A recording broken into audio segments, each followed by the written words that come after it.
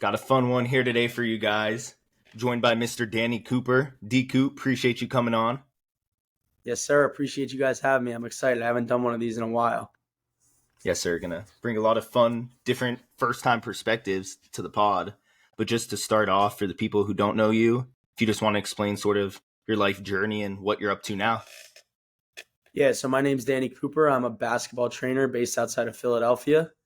I started training when I was 16 years old. I just turned 23, and I kind of trained and played at the same time. I played 3 years of college basketball at Moravian University, which is a small D3, like an hour from Philly, I would say. So I kind of called myself the trainer player, where I was training and playing at the same time. And I've been blessed and fortunate enough to train kids from age 5 all the way up to NBA players such as Mac McClung and Lamar Stevens. And it's been a really cool journey being able to travel the world training through this orange ball. And I've got to meet a lot of really cool people. So, yeah. When it comes to obviously being an athlete, there's so much you have to worry about. But not only were you balancing that a few years back or even last year, but you were also balancing being a trainer. What was that like? And can you talk about kind of how you balanced your time? Yeah, it was a lot. So in the summers, that's kind of a trainer's like season, whereas it's most people's off season. So I was in the gym training probably from 8 or 9 a.m. to 5 or 6 p.m. some days. So I really had to time manage. So I would usually wake up around 5:30, get my own workout in probably from like 6 to 7, then get a lift in from 7 to 8. Then I'd train all day, and then sometimes I'd get shots at night. So it was kind of like a, nonstop 6 or 7 days a week for 3, 4 straight months. So it was definitely a grind, but it really taught me time management. It taught me, how to be mentally strong. And then I think so usually when the season started and I would go to school, I'd kind of shut the training part down.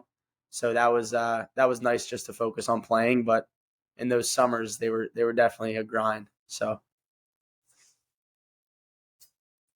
I kind of got a two-part question here. One, what was it like training a player like Mac, and what is it like? And obviously, the All-Star dunk contest that we got to all witness was a great experience, and you were there. So talk a little bit about that. Yeah, so training Mac has been amazing. Whenever I go and pick a client, I first check and see how they are as a person. So Mac's just such a great, genuine guy, and if you know me, I kind of keep my client lists pretty small and I keep my circle tight. So I'm not really interested in how good you are. I'm really more interested in the type of person you are and how we can grow together. So shout out to Mac for giving me the opportunity to work with him. Actually on court working with him, I mean, people always hear like NBA players are different, but like Mac's really different. I mean, my guy Nate, who's with me 24/7, we guard him 1-on-2, and it's hard for us to come by a stop. So, we just have fun with it. We try to challenge him. We try to break down his film and help him get better. But I mean, it's just kudos to him for all the hard work he's put in. And he's the most resilient person that I know because, he's been cut probably 6, 7, 8 times and he just keeps plugging away. So I feel like I learned way more from him than he probably learns from me. But so that's been really cool. And then the All-Star experience was just super surreal. We didn't really know what to expect. We were kind of thinking what the other dunkers were going to do. We didn't know if his dunks were going to be good enough. And it's a funny story. He actually practiced it for 2, 3 months beforehand. So we would drive to Delaware. He was there with the Delaware Bluecoats, or he would drive to Moravian, and we would kind of like secretly practice the dunks because we didn't want anyone to see what the dunks were going to be. And it was really cool. The actual weekend was, couldn't have went better. He almost got a perfect score if it wasn't for Candace Parker giving him a 49. But no, it was really crazy. And then the coolest part was after we got to kind of celebrate and be with everybody, and really quote unquote famous people were coming up to him asking for photos, and we were almost just like on top of the world. So it was a really humbling experience for sure. Now, for those dunks, would you go up and do them first so he knew like what to see? Yeah, exactly. Lower the rim a couple feet. Yeah. I taught him all those dunks. I've only probably finished like 5 dunks in my life, but he's taught me a couple things. So That makes Yeah. half the people in here, because I know these two haven't dunked before. love it. Yeah, I don't need a dunk to bust your ass, though. That's the crazy part. All right. But no, going back to your training style, we had a coach Gerard Calhoun from Youngstown State on, and he said a quote Okay. that it's a young man's game. And that sort of resonates to me with, your training style being on court as opposed to, a lot of the trainers you see will just stand back and watch. And I honestly prefer, in my opinion, if a trainer's on court, hands on, I feel like those live reps are more beneficial than X amount of shots.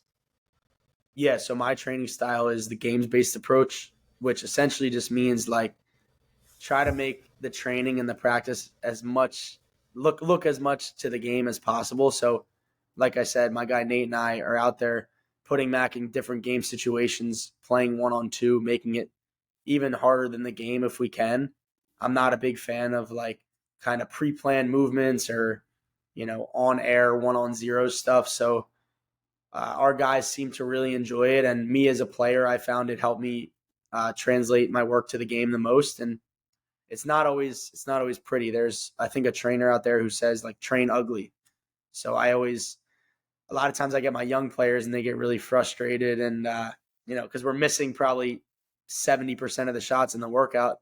But I always explain to them, I'm like, you can go find another trainer who's going to have you shoot wide open layups and make you feel good about yourself. But that's not my job. My job is to make it harder for you guys here so that when you get in the game, the struggle in our workout was harder than the struggle in the game. So I found it to be really beneficial and for long-term game translation, I think it's the best way to go. Yeah, I love that, especially, for younger players. It's like that big bro, little bro mentality where little brother is always trying to beat big brother. If you're, yourself are guarding 10, 12, 14-year-olds, only going to score 30% of the time. But then when they're not guarding a 20-year-old and they're guarding, teenagers, I feel like that will translate much better. Yeah, I mean, my favorite saying in the offseason is go find a gym where you're going to be the worst player. So I think a lot of players don't do that because they shy away from competition and they don't want to be losing every day. But if you're really a dog and like you want to improve and you're a 12-year-old, go find a gym where you're playing with a bunch of 15, 16, 17-year-olds and get your ass kicked every day. And you're going to get so much better. So that's what I always tell Nick. Come to the gym with me. You'll be the worst player in the gym. But, sort of looking at your business, I mean, you have academic offerings, academy offerings, camps, online training programs. I saw you went and did some overseas stuff. If you just sort of want to touch on, the grind with that being, such a young trainer and going up against all these people and just doing it your way. Yeah, so I've been training since I was 16, like I said, but I've been really a full-time entrepreneur since June. So say 4.5 months. And my kind of definition of that is like, I moved out of mom and dad's house. I got my own apartment, got my own car. So like, I'm really back against the wall. Like everything's on me right now. So it's been a real challenge, a lot of ups and downs, a lot of good days, a lot of bad days. But I think with anything, it's like you just realize through those bad days, like you just got to keep plugging away and keep going. And every time you're about to quit and you keep going, you see like the growth and the progress. So that's been really cool. It's been an adjustment because I'm usually back at school. So now this is my first time training in the fall. So kind of figuring out kids' schedules and different stuff like that. So yeah, it's been, I think a lot of people have glorified entrepreneurship, but I'm trying to, like with our vlogs and stuff, and I need to do a better job of it, like really highlight the not so fun and pretty stuff because there's a lot of shit that is not fun and not pretty. But so yeah, I love it though. I'm learning to really love that part of it, like the process and, I'm not in it for the cars and the watches. I'm in it to actually build something and do what my boy Nate and just enjoy that grind. So. Amen. And I feel like having that, perspective alone and doing it for the grind and just the want to get better versus the luxuries that come with making it to the top. I feel like that's how you end up making it to the top. So applaud you for that. I appreciate it. Day by Yeah. day. Yes, sir. Love it. But sort of segue, and I feel like it'll be fun just for young basketball minds in different sectors to just sort of debate the future of basketball. And being a trainer will let you start it off. You know, a lot of threes, a lot of at rim finishes. That's 85, 90% of your offense right there.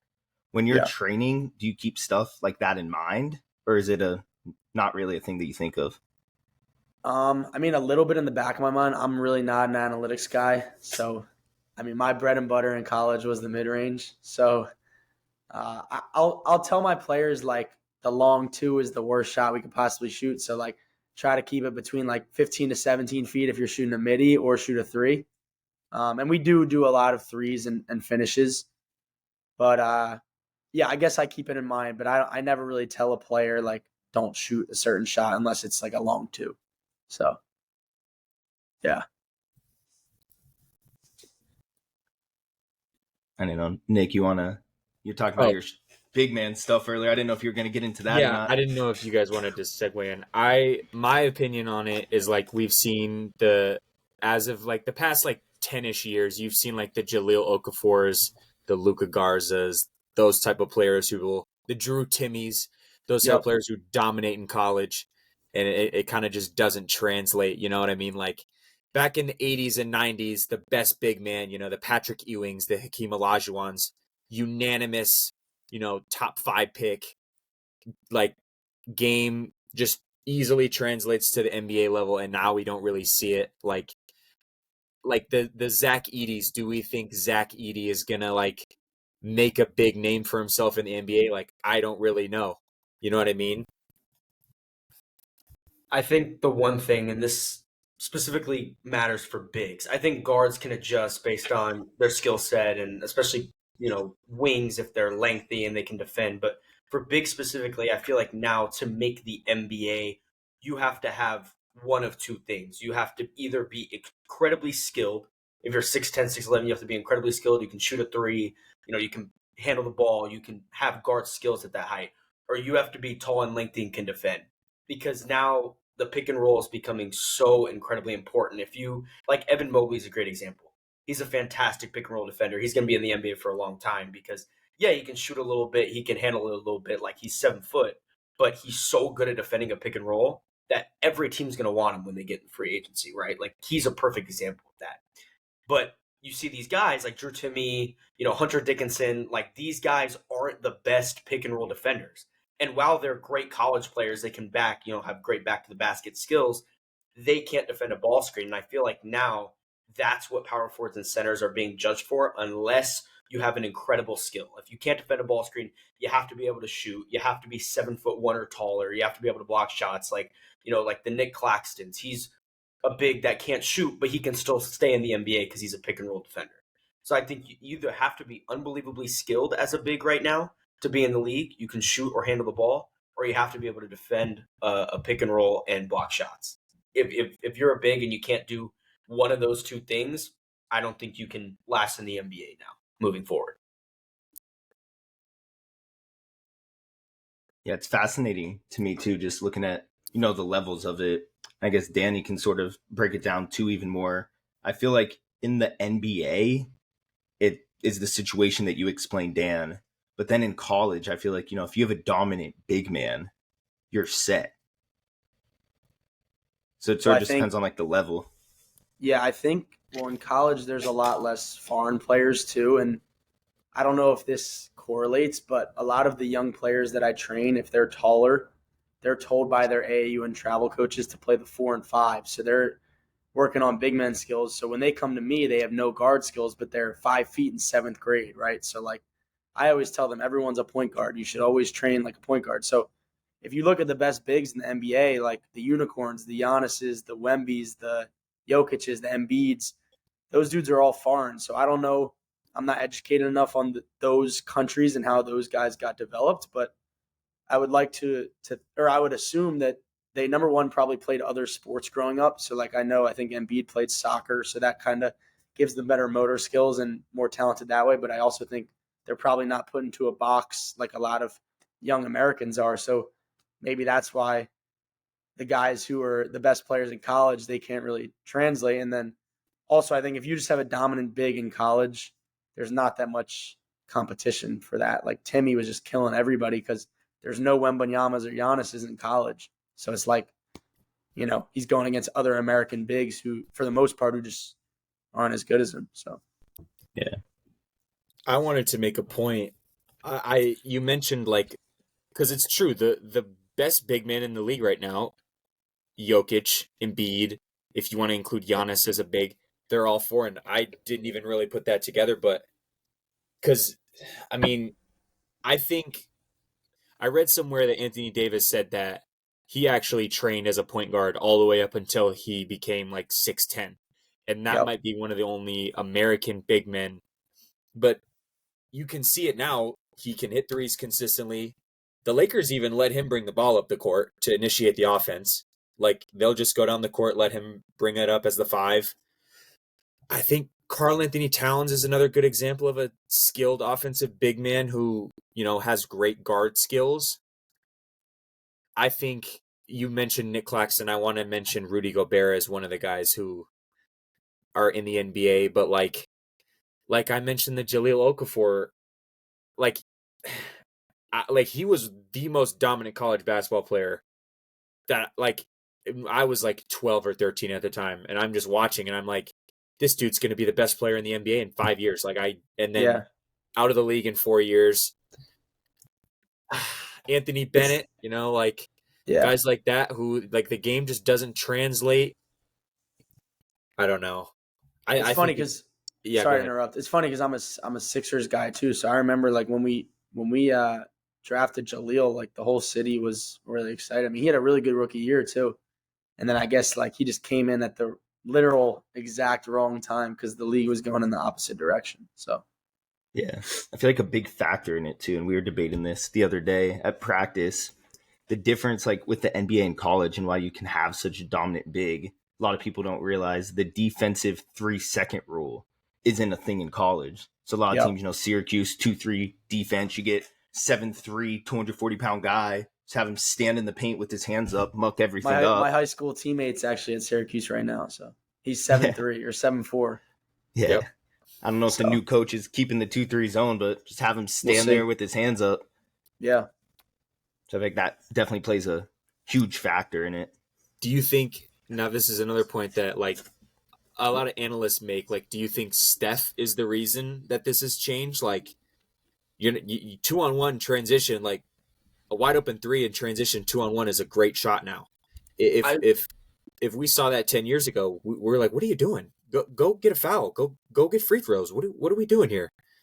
I wouldn't specifically blame Steph because I think Damian Lillard's very similar. He shoots shots from that far anyway. I think it's just the way basketball's heading. But I was going to make a point about international players and how, Nick, you were talking about a lot of bigs, right? Jokic and Embiid. Luka Doncic is somebody we haven't talked about yet. I think the reason why these international players are having such a great head start, and we're seeing it over these last few years, is because of the pro leagues they're playing in their own countries. Luka Doncic was the MVP of what people argue to be the next toughest league outside of the NBA. And this is not a knock on college. College basketball is unbelievably difficult to play in. You have to be a fantastic player to play college, let alone to get to the next level. But these European leagues and leagues in Hong Kong and these leagues all over the country or all over the nation, all over the globe per se, are spit it out. Are incredibly hard, and I don't think people realize that. Victor Wembanyama was scoring 18, 19 points per game in this league, and I think one day in the NBA he could average 28, 29 plus, right? And people say, well, the NBA is easier to score in. I just think in these leagues, there's really tough competition. And when you have 17, 18, 19-year-olds playing and getting these reps compared to college, where, of course, college is unbelievably difficult too, people say Luka Doncic's league was the second toughest, and he comes in the NBA and does what he does. I just think these international leagues are being heavily underrated, and I think that these players are coming into the NBA with more experience than Americans are coming from college. Yeah, I still think college is a very positive route, and there's immense competition on D3, D2, D1, and JUCO levels. I think where you have to point the finger is the grassroots AAU programs. And, might upset a lot of people in this. There's probably 10% of them out there are great, develop the kids, have their values, number one priority. But 90% of these AAU programs to me are a joke. I think, a lot of them are cash grabs. They put together tournaments that no real sets, no real, concepts. It's just go out there and street ball, and whoever drops 40, make a highlight tape, post on your Instagram. So I don't think, kids doing that when they're 10 years old all the way to 18, then they get to college and then they learn the fundamentals versus someone like Luka playing Real Madrid since he was 15, 14 in their, JV program. So he's playing real competition, real fundamentals, getting real work in, while a lot of these kids over the summer are just, hucking up threes and not really doing much else.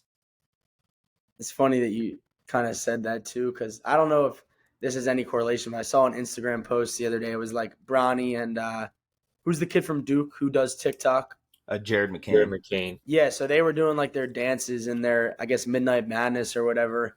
And sometimes I'll read like Instagram comments, and a lot of them were like, no wonder the Europeans are passing Americans because they're so focused on like the dances and stuff like that. And I'm not one to hate on like the TikTok stuff. Like, I think it's cool. People put themselves out there. I mean, I do social media as well, but it is something to think about when like you probably don't see any of the Europeans like really worrying about their social brand or stuff like that. So I think not necessarily that that's a bad thing, but I think the added options now that American kids have, where like they can make money now building a brand, maybe 100% of the focus where a kid in Spain is all basketball, maybe an American is now 82% basketball, 18% TikTok, where that 18% they could be filling in basketball. I don't know if that makes sense what I just said, but I think just the added options that kids have nowadays maybe is contributing to them not playing as good of basketball. I mean, if that makes sense, but yeah, that made perfect sense. And obviously, I mean, the USA is still going to be supreme, have the most talent if they put it in the field.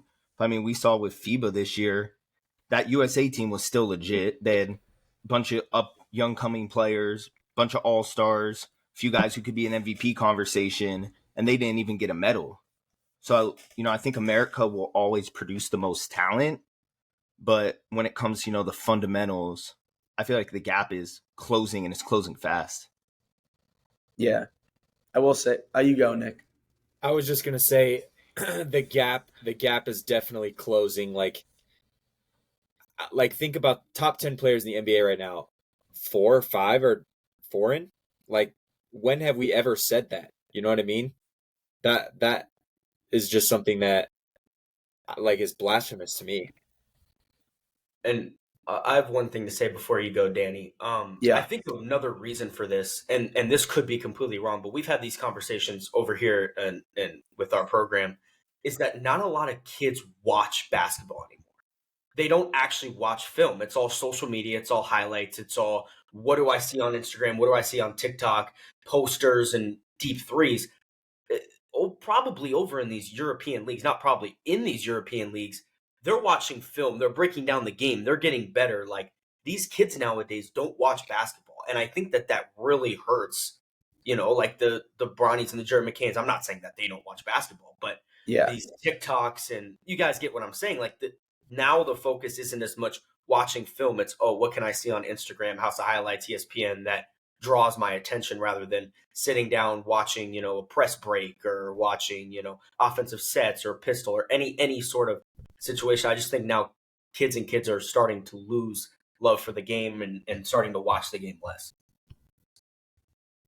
Yeah, and I mean, adding on to just the European basketball, one of my good friends, Coleman Ayers with By Any Means Basketball, I don't know if you guys have seen his content, but he does like global camps. He calls it Grow the Game, and he was nice enough to let me come out with him last April, and we did camps in Iceland and Italy.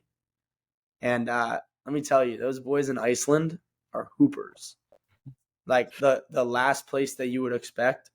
And what was really cool is not only like did they play the European style and like move the ball and everything, but like it seems that the player over there has such more of an appreciation for like coaching and the game than people in America. And I don't know if that's because Americans are just so used to like having trainers and coaches and good facilities. But like one of the kids in Iceland, I was helping with a shot. I think he had like a broken foot or broken arm, something like that. But so he couldn't participate in the clinic, and I was helping him with a shot. And after like 5 minutes, he was like, "Thank you so much. Like that's the most that anyone's ever helped me and gotten me better." Something along those lines. And it just really spoke to me. Like you don't get that many thank yous in America or that much like gratitude towards helping someone, I guess. And it was like these kids in Iceland just want to get better, and how receptive they were to training and coaching was really just a beautiful thing to see. So I think that's also a big reason why the Europeans are on that. I mean, not just Europeans, everywhere around the world. So Yeah, I definitely think that cultural difference, and I think a lot of it does stem down to that AAU, like I was referring to earlier, grassroots, that breeds, not for every player, but a lot of top players, especially, sort of a sense of entitlement. You know, since they're 13 years old, they're told they're going to make the league. You know, they're getting $50K as a freshman in high school to go play for this program because they know it's going to produce views and viewership and help grow their content, making them money. Their mama's getting a new Birkin bag, their dad's getting a new car, and they're seeing that at such a young age, and it's impressionable on their minds, so it sticks with them, and they feel like they deserve all this versus being grateful for what they get, which I think definitely plays a factor in all of this. for sure. I definitely think making a point more towards like the NIL, things like that, like the difference in the past 5 years of like coaches going to visit a kid that they're trying to recruit. Not like back then, it's trying to get to know the kid. Is this kid going to fit our program? Now the kid's first question is, well, how much are you going to pay me? What's the NIL? Like, and you know, there are some of these kids that, you know, grow up in not the best areas who that's their first thing. Like, especially their parents are telling them like, look, you got to get us out of here. Like, you're our ticket out. So that also puts pressure not only on the kid, but on the programs just trying to recruit him. Like, and that also gives benefits to like teams with the most donors. You know what I mean? Like, Bronny's getting a $7 million NIL evaluation. I'm not saying that's all through USC, but like there are, and no discredit to Bronny, but there are some better talent getting paid significantly less. And I think that it like builds and like you were saying, Dave, like a sense of entitlement, like, oh, well, I'm not going to go there. They're like giving me pennies compared to what this other school's giving me. It's completely changed in the world of recruiting.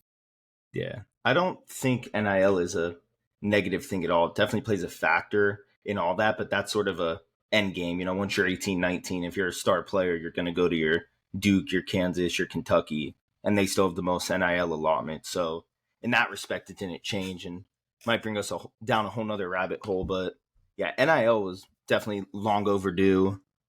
Players deserve to make money off their name, image, likeness. The fact that Reggie Bush couldn't sign a jersey and sell it, so they vacated all his stuff, is complete BS to me. They're making billions of dollars. They should at the very least be able to, you know, if Danny Cooper wants to go out tomorrow, go to Barnes & Noble and do a book signing or an autograph signing, he can, and he gets that money. But there's no reason, you know, if Mac McClung, when he's in college, pre-NIL, if he has fans, he has the market, he's making millions of dollars for Texas Tech. He has every right off that to be able to go and sign jerseys. So yeah, he would have made millions in high school. Yeah. Let alone Texas Tech. Think so about that crazy. though. Like the guys who are like those viral sensations, like the Mac McClungs, the who else? You know what I mean? Like Zion. guys like that. Yeah, Zion. His he highlights tired.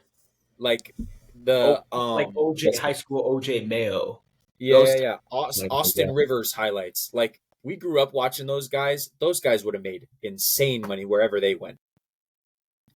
Yeah, even like the whole Jelly Fam movement, like they didn't get to monetize any of that. So they might have lost out of like the most out of anyone because you know they killed it and they didn't get to make any. So yeah, NIL I definitely think is long overdue and still not where it needs to be. But yeah, I don't think that's necessarily the root issue of it all. It just sort of comes down to, like Danny was saying, that appreciation, willingness to be coached, preach of the fundamentals instead of all the outside noise. And I think that's why the gap's closing. Yeah. I mean, to sum it up, I just read a book called The Art of Thinking Clearly. And one thing that it mentions is like we look for a scapegoat. So we each just made like 2 or 3 points. I don't think it's one reason. I think it's like a combination of everything.